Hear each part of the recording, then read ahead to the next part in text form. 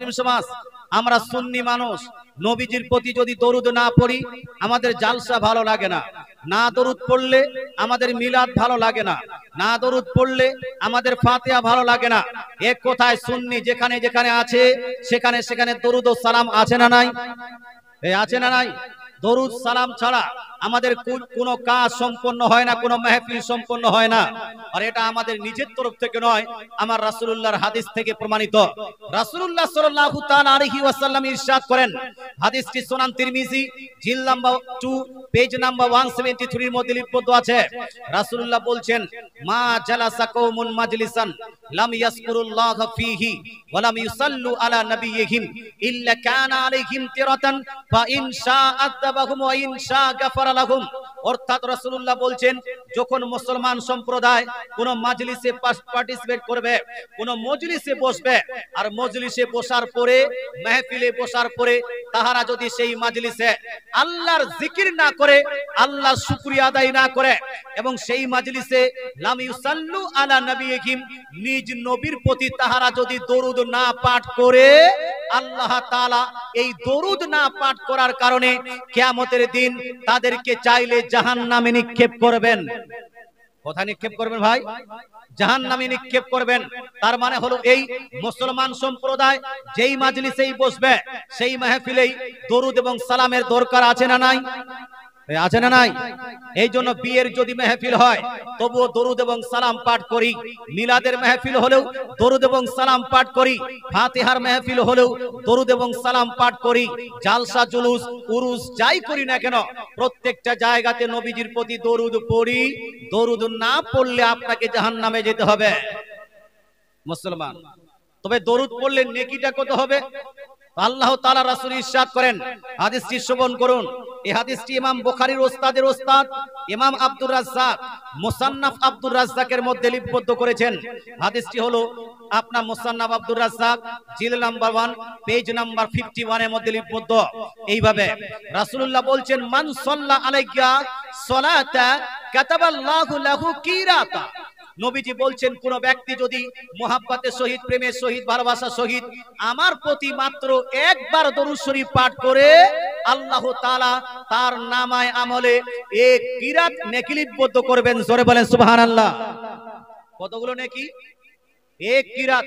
সহিহ Muslim Sharif জিলদ number 1 হাদিস number 875 এর মধ্যে নবীজি ইরশাদ করেছিলেন, মান সাল্লা আলাইহি ওয়াহিদা সাল্লাল্লাহু আলাইহি আসরা। কোন ব্যক্তি যদি আমার প্রতি মাত্র একবার দরুদ শরীফ পাঠ করে, আল্লাহ তাআলা সেই ব্যক্তির প্রতি 10 বার রহমত নাযিল করবেন। কতবার রহমত ভাই?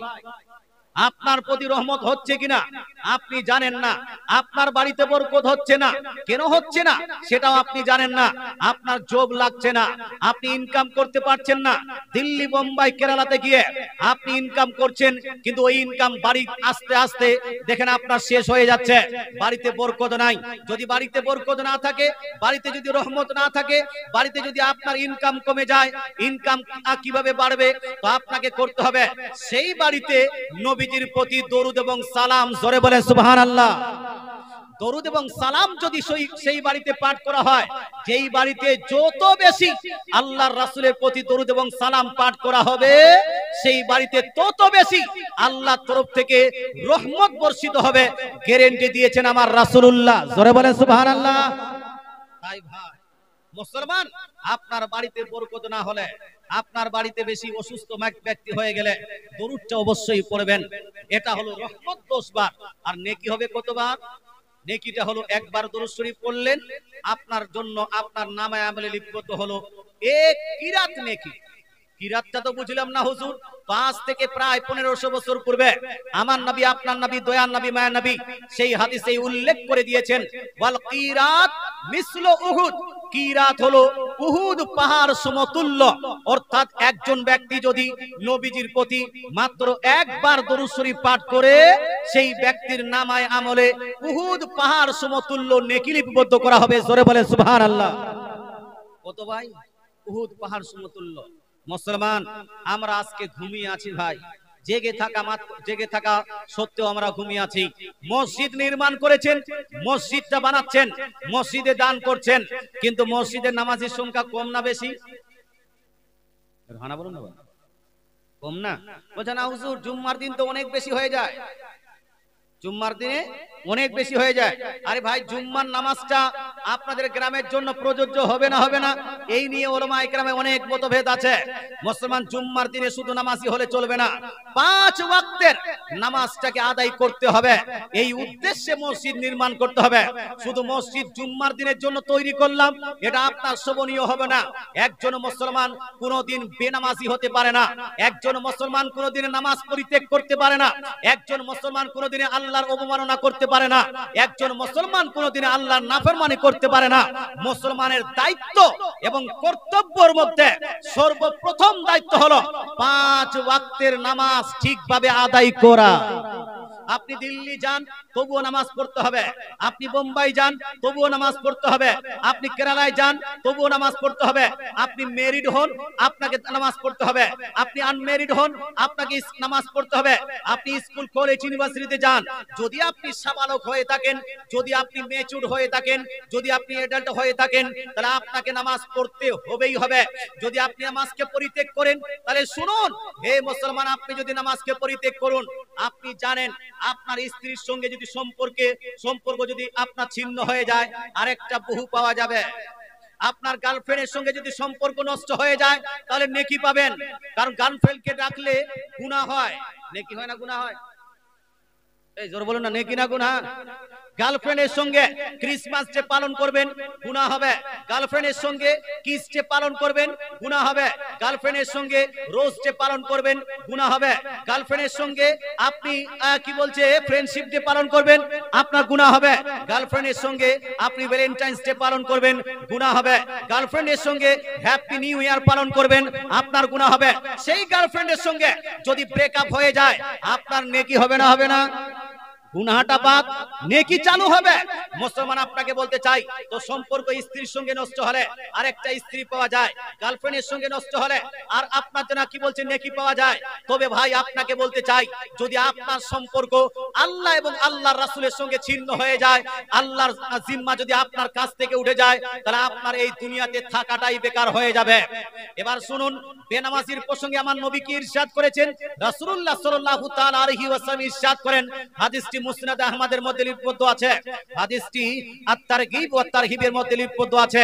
রাসূলুল্লাহ বলছেন, মান তারাকা সালাতান মুতাআম্মিদা ফাকাদ বারিয়াত মিনহু জিম্মাতুল্লাহ ওয়া রাসূলিহি। দয়ার নবী মায়া নবী বলছেন, যেই ব্যক্তিরা ইচ্ছাকৃত নামাজকে পরিত্যাগ করে তার সঙ্গে আল্লাহ এবং আল্লাহর রাসূলের সম্পর্ক থাকে না, আল্লাহ এবং আল্লাহর রাসূলের জিম্মা থেকে সেই ব্যক্তি বের হয়ে যায়। তাই ভাই আপনাকে বলতে চাই, মসজিদ তো বানিয়ে নিচ্ছেন, তবে মসজিদে 5 ওয়াক্তের নামাজও পড়তে যাবেন না? যাবেন না? 5 ওয়াক্তের নামাজ পড়তে হবে। মসজিদে আযান হচ্ছে হাইয়া আলাস সালাহ, আর আপনারা ঘুমিয়ে থাকবেন, এটা চলবে না। মসজিদে আযান হচ্ছে হাইয়া আলাল ফালাহ, আর আপনি বাজারে আড্ডা করবেন, এটা চলবে না। পৃথিবীর মধ্যে যতগুলো জায়গা আল্লাহ তাআলা নির্মাণ করেছেন, যতগুলো জায়গা আল্লাহ তাআলা সৃষ্টি করেছেন, এই জায়গা সমূহের মধ্যে সবথেকে উত্তম জায়গা, সবথেকে ফজিলতপূর্ণ জায়গা, সবথেকে নেকির জায়গা কোনটা? হানা বলুন ভাই। সবথেকে নেকির জায়গা আল্লাহ তাআলা রাসূল ইরশাদ করেছেন, সহিহ মুসলিম শরীফ জিলদ নম্বর 1 মধ্যে হাদিস, রাসূলুল্লাহ বলছেন, আহাব্বুল বিলাদ ইলাল্লাহি মাসাজিদুহা। আল্লাহ তাআলার এই জমিনে আল্লাহ তাআলার কাছে সবথেকে প্রিয় জায়গা, সবথেকে উত্তম জায়গা হলো পৃথিবীর মসজিদ সমূহ। কোন জায়গা? পৃথিবীর মসজিদ সমূহ। আর পৃথিবীর মধ্যে সবথেকে নিকৃষ্ট জায়গা কোনটা? সবথেকে খারাপ জায়গা। আল্লাহ তাআলা রাসূল বলছেন, ওয়া আবকাসুল বিলাদ ইলাল্লাহি আসওয়াকুহা। পৃথিবীর মধ্যে সবথেকে নিকৃষ্ট জায়গা, সবথেকে খারাপ জায়গা হলো বাজার সমূহ। এই পৃথিবীর বাজারগুলো সবথেকে নিকৃষ্ট।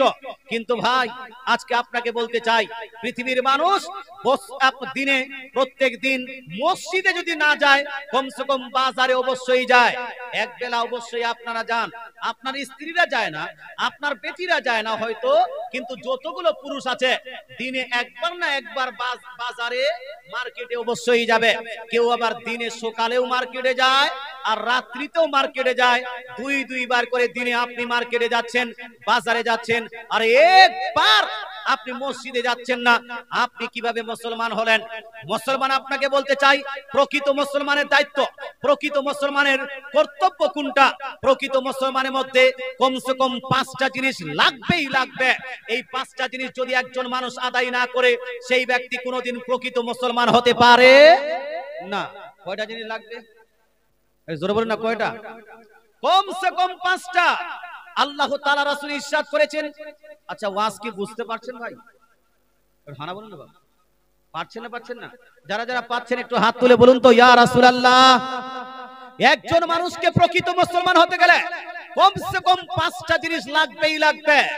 রাসূলুল্লাহ সাল্লাল্লাহু তাআলা আলাইহি ওয়াসাল্লাম ইরশাদ করেন, হাদিসটি বুখারী শরীফ জিলদ নাম্বার 1 হাদিস নাম্বার 8 নম্বর হাদিসের মধ্যে লিপিবদ্ধ আছে এইভাবে, বুনিয়াল ইসলামু আলা খামস, Islam is depending on 5 strong pillar.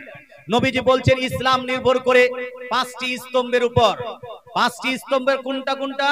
রাসূলুল্লাহ বলছেন শাহাদাতি আল্লাহ ইলাহা ইল্লাল্লাহ ওয়া আন্না মুহাম্মাদান রাসূলুল্লাহ। প্রথম স্তম্ভটা হলো লা ইলাহা ইল্লাল্লাহ মুহাম্মাদুর রাসূলুল্লাহ পাঠ করা। এই জিনিসটা আপনাকে পাঠ করতে হবে। কেউ যদি লা ইলাহা ইল্লাল্লাহকে না মানে, আল্লাহ তাআলা ছাড়া অন্য কাউকে উপাস্য মানে, গাছকে কেউ যদি গাছের পূজা করে, সূর্যের পূজা করে, চন্দ্রের পূজা করে, সেই ব্যক্তি মুসলমান হতে পারে? হানা বলুন না। গাছের পূজা করলে মুসলমান হওয়া যাবে? আচ্ছা, পীরের পূজা করলে মুসলমান হওয়া যাবে? হানা বলুন ভাই। আমরা পীর সম্মান করব না পূজা করব? জোরে বলুন না। আপনারা তো পীর মানেন, ভালো ভালো না মানেন না? মানে কি? তাকে পূজা করেন না সম্মান করেন? পীরের আপনি সম্মান করবেন। আর যদি পূজা করতে লাগেন, পূজার আপনার বিষয় চলে আসে, তাহলে এই পীর মান্য করাটা আপনার ঠিক হবে না। মাজার আপনি কি করেন ভাই? মাজারে গিয়ে কি পূজা করেন? হানা বলুন না ভাই। মাজারে গিয়ে পূজা করেন? আপনাদেরকে ওয়াহাবিরা মাজার পূজারি বলে। আমি আলোচনা করছিলাম যে আমরা সুন্নিরা মাজারে গিয়ে মাজার পূজা করি। একটু হানা বলুন না। মাজার পূজা করি।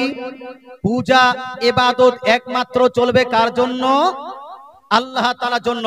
আল্লাহ ব্যতীত অন্য কারো পূজা করা, আল্লাহ ব্যতীত অন্য কারো ইবাদত করা, এটা জায়েজ নয়, এটা শিরকি কাজ। তো সুন্নি মানুষ, যদিও সুন্নিদেরকে ওয়াহাবিরা মাজার পূজারি বলে, কবর পূজারি বলে, পীর পূজারি বলে, তবে সুন্নিরা প্রকাশ্যভাবে বলছে আমরা পীর পূজা করি না, আমরা মাজার পূজা করি না, আমরা কবর পূজা করি না। আমরা কবরে এবং মাজারে গিয়ে কবর এবং মাজার জিয়ারত করি, পূজা করি না। আর জিয়ারত করতে বলেছেন কে?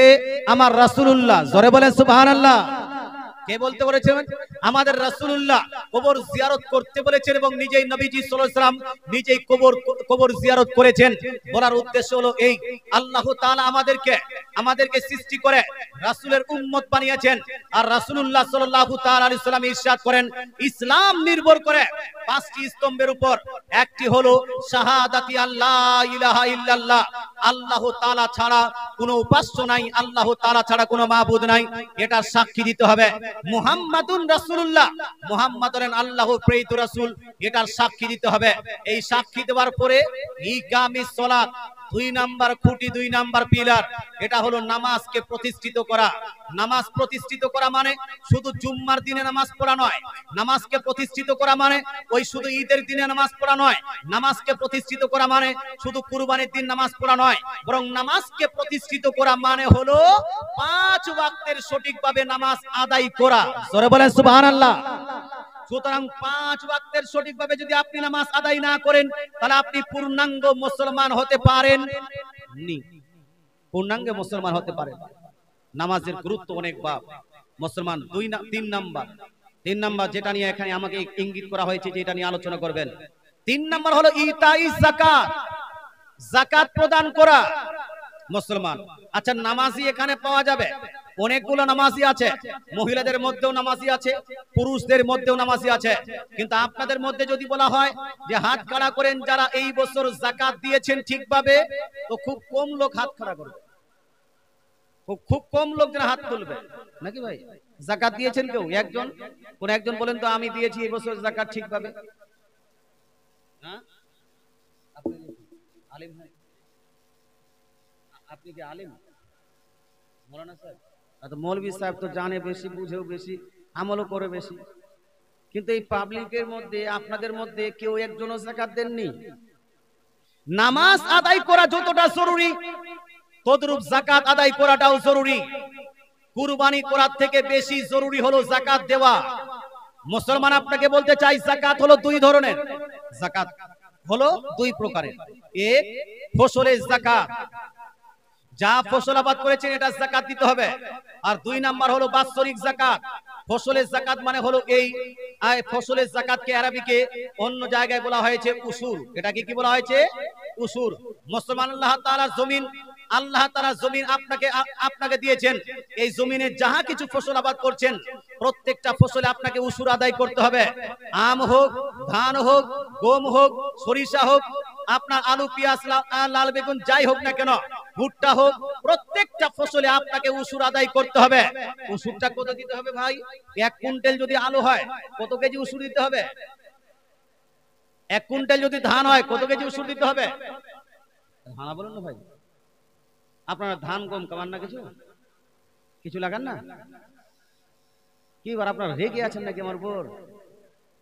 সুর নাই, তাল নাই, কি কি কি বলতে চলে যাচ্ছে। এদিকে কিছু লাগানো হয় না? ধান গম সরিষা কিছু লাগা হয় না? হয় না? ফাঁকা মাঠ? ধান লাগা হয় এটাও জানা নাই? না যাকাতের কথা বলছি না, ধান গম লাগা হয় কি হয় না? যদি হয় তাহলে মশলাটা বলবো, আর যদি না হয় তো বলে কি লাভ এখানে? ওটাই তো বলছি, ওটা জিজ্ঞেস করছি। এখন যদি ধান গম এখানে লাগাই না হয়, যেমন আপনি আমেরিকা যদি যান তাহলে ওখানে যেন ওই সরিষা লাগা হয় না, মনে করেন ওখানে ওই মশলা দিয়ে কোনো লাভ হবে না? লাভ হবে না। এই জন্য বলছি ধান লাগা হয়, গম লাগানো হয়, সরিষা লাগানো হচ্ছে, তারপরে আপনার আলু বেগুন টমেটো লাগানো হচ্ছে। এই যে আপনারা ফসল লাগালেন, এই প্রত্যেকটা ফসলে আপনাকে উসুর আদায় করতে হবে। কতটা উসুর দিতে হবে জানা নাই? জানা নাই তো বেঁচে আছেন কেন ভাই? মুসলমান আপনাকে বলতে চাই, আল্লাহ তাআলা রাসূল ইরশাদ করেন, মা সাকাতুহুস সামা ফাফিহিল উসুর। অর্থাৎ আল্লাহ তাআলা রাসূল বলছেন, আকাশের বৃষ্টিতে বর্ষিত হয় যাহা কিছু ফসল আবাদ করেছেন সেই প্রত্যেকটা ফসলে আপনাকে 10 ভাগের 1 ভাগ আল্লাহর রাস্তায় দিয়ে দিতে হবে। কত ভাগের 1 ভাগ ভাই? 10 ভাগের 1 ভাগ। আলু লাগিয়েছেন, আলু 10 ভাগের 1 ভাগ, 1 কুইন্টালে 10 কেজি দিয়ে দিতে হবে। যদি আপনি কি বলছেন ধান লাগান, ধানতে 10 ভাগের 1 ভাগ, অর্থাৎ 1 কুইন্টালে 10 কেজি, 10 কেজিতে 1 কেজি আপনাকে দিয়ে দিতে হবে। সরিষা লাগিয়েছেন, গম লাগিয়েছেন, ভুট্টা লাগিয়েছেন, এই ভুট্টাতে যদি আল্লাহর জমিনে আপনি লাগিয়ে থাকেন, আকাশের বৃষ্টিতে বর্ষিত হয়ে সেই ফসলটা যদি আবাদ হয়, তাহলে সেখানে আপনাকে 10 ভাগের 1 ভাগ, 10 কেজিতে 1 কেজি আপনাকে আল্লাহর রাস্তায় দিয়ে দিতে হবে। উসুর আপনাকে আদায় করতেই হবে। এটা হলো জরুরি, কম্পালসারি। এটা যদি আদায় না করেন আপনি কাবিরা গুনাহ করবেন। এটা যদি আপনি আদায় না করেন আপনি বড় গুনাহ করবেন। এটা যদি আপনি যদি আদায় না করেন, মরার পরে আপনাকে জাহান্নামে নিক্ষেপ করা হবে। আপনার সম্পদকে সাপ বানিয়ে আপনাকে দংশন করানো হবে, আপনাকে কষ্ট দেওয়া হবে, আপনাকে আযাব দেওয়া হবে। হে মুসলমান, তাই মরার আগে শুধরে যান। যাহা ফসল আবাদ করেছেন প্রত্যেকটা ফসলে 10 ভাগের 1 ভাগ দিয়ে দিবেন। আপনি বলুন হুজুর 10 ভাগের 1 ভাগ, 10 কুইন্টালে 1 কুইন্টাল, 10 মনে 1 মণ যদি দিয়ে দিতে হয়, তাহলে আমি আপনাকে বলতে চাই আমরা জান দিয়ে দিব কিন্তু ধান দিব না। কথা বুঝে গেল? জান দিয়ে দিব কিন্তু ধান দিব না। এত ধান দিলে হয়? মুসলমান আপনাকে বলতে চাই, আপনি যদি ধান না দেন আমার তো কিছু করার নাই, কিন্তু মরার পরে আপনার খবর আছে কি নাই? এই খবর আছে না নাই? আকাশের বৃষ্টিতে যদি বর্ষিত হয়, কোন ফসল আবাদ হয়, সেখানে 10 ভাগের 1 ভাগ দিয়ে দিতে হবে। আর যদি আকাশের বৃষ্টিতে না হয়, সেচের মাধ্যমে হয়, কোন মার্শেলের মাধ্যমে, কোন সেলোর মাধ্যমে, টিউবওয়েলের মাধ্যমে, জাতার মাধ্যমে, অথবা পাশে নদী আছে, নদী থেকে যেন আপনার মেশিন দিয়ে আপনার পানি ক্রয় করে আপনি যদি ফসল আবাদ করেন, এখানে আপনাকে 20 ভাগের 1 ভাগ, 20 কেজিতে 1 কেজি, 1 কুইন্টালে আপনাকে 5 কেজি আল্লাহর রাস্তায় দিয়ে দিতে হবে। ফকিরকে দিয়ে দিবেন, মিসকিনকে দিয়ে দিবেন, গরিবকে দিয়ে দিবেন, ইবনে সাবিলকে দিয়ে দিবেন, প্রয়োজনীয় ব্যক্তিদেরকে দিবেন। এবং যদি আপনি মাদ্রাসায় দিতে চান তাহলে মাদ্রাসা কর্তৃপক্ষকে বলে দিবেন যে এটা আমি উসুরের ধান দিলাম, এটা আমরা উসুরের গম দিলাম। তাহলে 2 প্রকারের উসুর হলো। উসুর একটা হলো আকাশের বৃষ্টিতে হলে কত ভাগের 1 ভাগ? বলুন না, 10 ভাগে 1 ভাগ। আর যদি সেচের মাধ্যমে হয় কত ভাগে 1 ভাগ? 20 ভাগে 1 ভাগ, 20 ভাগে 1 ভাগ প্রত্যেকটা মানুষ আদায় করবেনই করবেন। এটা যদি আদায় না করেন ভাই, তাহলে আপনার খাদ্যটা পবিত্র হুকমান হচ্ছে না। যাকাতের অর্থ হলো টু পিউরিফাই ইওর প্রপার্টি, নিজ সম্পদকে পবিত্র করা। যাকাত মানে হলো পবিত্র করা। যেই সম্পদের আপনি যাকাত দিলেন সেই সম্পদটা পাক হলো, যেই সম্পদের আপনি যাকাত দিলেন না সেই সম্পদটা হুকমান না পাকি থেকে গেল। কথা বোঝা গেল? এই জন্য আপনি নাপাক খাদ্য খাবেন না। এটা হলো ফসলের যাকাত, প্রত্যেকটা মানুষ ফসলের যাকাত দিবেন। আর একটা হলো বাৎসরিক যাকাত। বাৎসরিক যাকাত কোনটা? বাৎসরিক যাকাত হলো অনেকগুলো মাস্টার সাহেব আছেন, অনেকগুলো ডাক্তার সাহেব আছেন, অনেকগুলো মেম্বার সাহেব আছেন, পুলিশ আছেন, যারা ফসলাবাদ করেন না, তাদের কাছে টাকা পয়সা আছে। এই টাকা পয়সা এক বছর অতিবাহিত হওয়ার পরে আপনি 3 প্রকারের সম্পদকে একত্রিত করুন। এক, টাকা পয়সা যা আছে, ব্যাংক ব্যালেন্স যা আছে, যদি আপনার সেভিং থাকেন, সেভিং এর কতগুলো টাকা আছে, যদি আপনি ব্যাংকে যদি জমা রাখেন, জমায় কত টাকা আছে, এলআইসি তে কত টাকা আছে, এই সমস্ত টাকাগুলো আপনি কাউন্ট করেন। 2 নাম্বার, আপনার বাড়িতে কতগুলো সোনা আছে, কতগুলো রূপা আছে, আপনার স্ত্রী সোনা পড়ে, আপনার বেটির কাছে রূপা আছে, স্ত্রী, বেটি, মা, বোন, যার কাছে সোনা রূপা যতটুকু আছে, সমস্ত সোনা রূপা গুলো আপনি কাউন্টিং করেন। 3 নাম্বার, আপনি যদি বিজনেস করে থাকেন, একটা কাপড়ের বিজনেস করছেন, কাপড়ের দোকানে যতগুলো কাপড় আছে এই কাপড়টাকে কাউন্টিং করতে হবে। আপনি টাইলসের দোকান করেন, টাইলস যতগুলো আছে ওই টাইলসের আপনার টাইলস গুলো আপনাকে কাউন্টিং করতে হবে। আপনি মুদিখানা দোকান করেন, মুদিখানা দোকানে যতগুলো মাল আছে যেটা বিক্রি করতে হবে সেই মালটাকে আপনাকে কাউন্টিং করতে হবে। এই 3 প্রকারের মাল সম্পদকে আপনি কাউন্টিং করেন। 1, আপনার টাকা পয়সা। 2, আপনার বাড়িতে সোনা গয়না এবং রূপা এবং চাঁদি যা আছে। 3, আপনার সম্পদের যতগুলো মাল আছে সবকে একত্রিত করে আপনি হিসাব লাগান কত টাকা হলো। তারপরে এই টাকাটা যদি 52.5 তোলা চাঁদি, কত তোলা তোলা? 52.5 তোলা চাঁদি। 52.5 তোলা বুঝতে পারলাম না হুজুর, তো বুঝে যান 1 তোলা পরিমাণ 11.66 গ্রাম চাঁদি। এক তোলা পরিমাণ 11.66 গ্রাম চাঁদি। তাহলে 10 গ্রামে যদি ভরি হয়, 10 গ্রামে যদি ভরি হয় 1 ভরির থেকে একটু বেশি, আর যদি 12 গ্রামে ভরি ধরেন তাহলে 1 ভরির থেকে একটু কম। মুসলমান আপনাকে বলতে চাই, এইরকম করে আপনি ভরি হিসাব নেন তো 11.66 গ্রাম যদি চাঁদি হয় তাহলে 52.5 তোলা চাঁদি আনুমানিক ধরে নিলাম আমি যে 50 ভরি রূপা বা 10 গ্রামে 50 ভরি রূপা। এখন বর্তমান যদি 500 টাকা ভরি হয় রূপা, তাহলে কমসে কম 25,000 টাকা হবে। 25,000 টাকার যদি সম্পদ হয়, এই 3টি জিনিস মিলিয়ে টাকা, সোনা, রূপা এবং আপনার বিজনেসের সম্পদ, তাহলে আপনার প্রতি যাকাত ফরজ হয়ে গেছে। এখানে যদি হাউলানে হাউল হয়ে যায়, আপনার প্রতি যাকাত ফরজ। যখনই আপনার প্রতি যাকাত ফরজ হবে, প্রত্যেক বছর আপনাকে যাকাত বের করতে হবে। 100 টাকায় 2.5 টাকা, 40 ভাগে 1 ভাগ। কত ভাগে 1 ভাগ ভাই? এই জোরে বলেন, কত ভাগে 1 ভাগ? যদি জীবনী 7 দিন পর্যন্ত হয় তখন আপনারা সুন্দরভাবে বসে শুনে নেন, জীবনে কত মজা লাগে।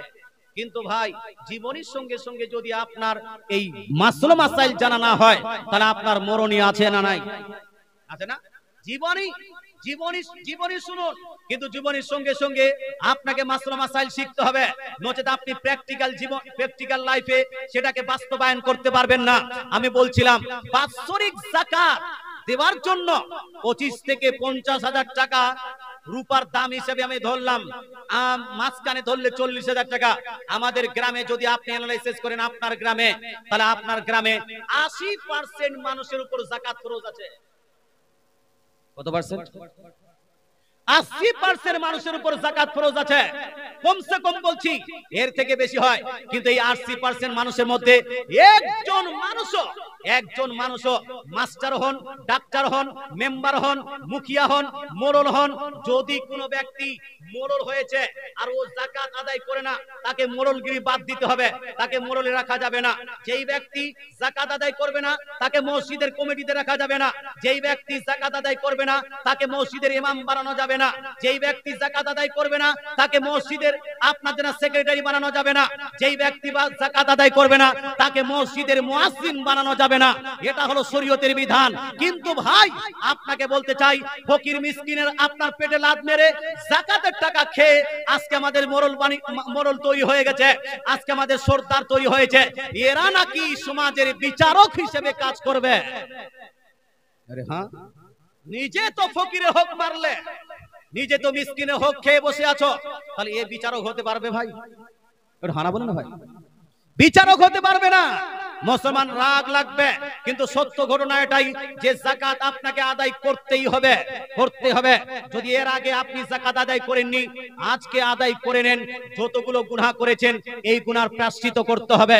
মুসলমান বলবেন, হুজুর আজ থেকে আমি 20 বছর আগে নিজের বাড়ির আপনার গার্জিয়ান হয়েছিলাম, 20 বছর ধরে আমি যাকাত আদায় করিনি। এই যে বড় গুনাহটা হয়েছে, কাবিরা গুনাহটা হয়েছে, এই গুনাহ মাফ করব কিভাবে? তওবা করলে মাফ হবে না? হবে না? আস্তাগফিরুল্লাহ বললে মাফ হবে না? হবে না? আমি বললাম না, হবে না। শুধু আস্তাগফিরুল্লাহ পড়লে যাকাত যতগুলো দেননি একটাও মাফ হবে না। তাহলে হুজুর মসজিদে দান করব। আমি বলবো একটা গোটা মসজিদ যদি নির্মাণ করেন, গোটা মসজিদ নির্মাণ করেও যাকাতের টাকা যে খেয়ে বসে আছেন, এটার আপনার গুনাহটা মাফ হবে না। মুসলমান আপনি বলে, হুজুর ঠিক আছে তাহলে কাবা শরীফে যাব, হজ করে আসবো, কাবার দামান ধরে আমি তওবা করে সেখানে আল্লাহ তাআলার কাছে তওবা করব, মাফ হবে না? হবে না? আমি বলবো না না, কাবা শরীফে একটা কেন 70টা হজ করে আপনি যদি বলেন যে না মাফ হয়ে যাবে, তবুও মাফ হবে না। প্রত্যেকটা জিনিস একটা সিস্টেম আছে। সিস্টেমটা হলো এই, যারা যাকাতের টাকা খেয়েছেন, নিজের টাকা মনে করছেন না, ওটা আপনার টাকা নয়। আল্লাহ তাআলা দিয়েছেন আপনাকে সম্পদ, কিছুটা আপনার খাবার জন্য, কিছুটা ফকির মিসকিনদের জন্য, সেটা খেয়ে বসেছেন না। এটাকে যদি আপনি মাফ করাতে চান তাহলে পদ্ধতিটা কি? পদ্ধতিটা হলো এই যে 10 বছর ধরে 20 বছর ধরে যে আপনি যাকাত দেননি, কতগুলো টাকা আপনি খেয়েছেন, কতগুলো আপনি যাকাত সম্পদ খেয়েছেন, এই সম্পদের অ্যাকাউন্ট করেন, এই সম্পদকে গণনা করে আপনি আজকে বের করে দেন, তারপরে আপনি তওবা করেন আল্লাহ তাআলার কাছে, এই তওবাটা কবুল হবে। মশলা খুব কড়া হয়ে গেল না? খুব কড়া হয়ে গেল। এগুলা করতে পারবে? হুজুর এতটা আবার আমল করা যায় না, যায় নাকি? আমি বলবো ভাই, এটা এখন বলছেন এতগুলো আমল করা যায় নাকি? মরার পরে ভাববেন এটা আমাকে মশলা বলেনি কেন কেউ। যদি আমাকে বলতো তাহলে হাফ বিঘা জমি বিক্রি করে আমার বাকি যাকাতগুলো আমি আদায় করে দিতাম। মুসলমান আপনাকে বলতে চাই, তাই আজও সময় আছে শুধরানোর। মুসলমান আপনি ইসলাম করুন, ইসলাম ধর্মকে বিশ্বাস করেন, আল্লাহকে বিশ্বাস করেন, রাসূলুল্লাহকে বিশ্বাস করেন। তাই যাকাত এবং উসুর এই দুইটা জিনিস এমন দুইটি কাজ, যেই কাজটি প্রত্যেক মুসলমানের জন্য হলো ফরজ, আপনাকে আদায় করতে হবে। কয়টা বললাম ইসলামে খুঁটি? 3টা বললাম ভাই। এই 3টি খুঁটি অবশ্যই আদায় করবেন। 4 নাম্বার হলো সৌমে রমজান, রমজান মাসের রোজা রাখা। যদি কোনো ব্যক্তি রমজান মাস পেয়ে যান আর সাবালক সাবালিকা হয়ে থাকেন, মাহবারি যদি না হয়ে থাকে, পাগল যদি না হয়ে থাকে, যদি নাবালক না হয়ে থাকেন, তাহলে রমজান মাস আসলে অবশ্যই রোজা রাখতে হবে। এই রমজান মাসের রোজাটা আমাদের প্রতি ফরজ করে দেওয়া হয়েছে। যা 5 নাম্বার হলো, যদি আপনার কাছে শক্তি থাকে, যদি আপনার কাছে টাকা পয়সা থাকে, ইনিস্তাতা ইলাইহি সাবিলা, যদি আল্লাহর ঘরে যেতে পারেন, তাহলে আপনাকে হজ আদায় করতেই হবে। অনেকগুলো মানুষ হজ ফরজ হয়ে যাওয়ার পরেও হজ আদায় করে না। মুসলমান আপনাকে বলতে চাই, হজ যদি ফরজ হয়ে যায়, হজটা অতি সত্বর আদায় করে নেবেন। আল্লাহ তাআলা আমাদের বুঝার তৌফিক দান করুক, আমল করার তৌফিক দান করুক, বলেন আমিন।